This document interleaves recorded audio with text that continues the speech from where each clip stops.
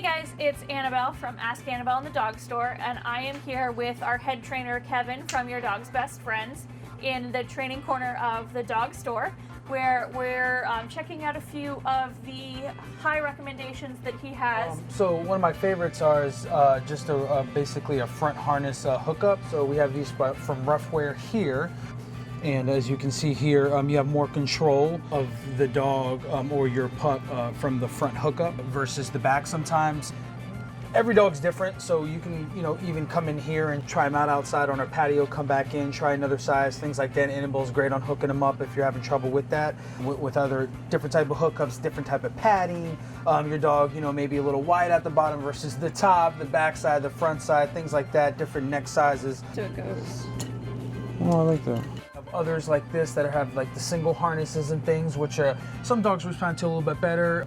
If they're a little short-haired dog, this may be a little rough on the skin underneath versus, a furrier dog.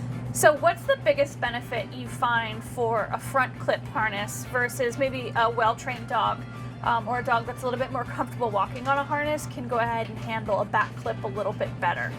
So your advantages are going to be between how your dog walks in a ways.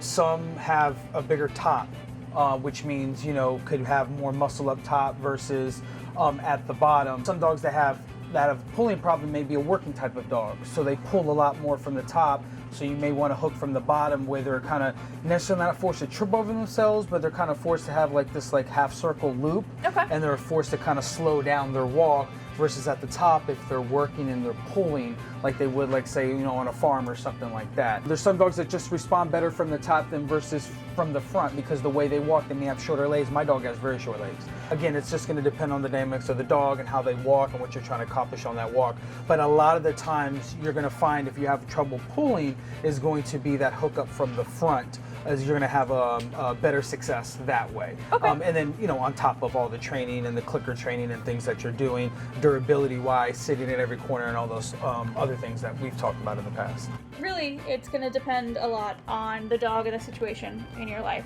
We have quite a few different options of harnesses. We have a couple more as well. If you have any additional questions, you can go ahead check out Kevin at Your Dog's Best Friends. Absolutely. He's available by email as well, and we can figure out what's going to work best for your dog and your training plans.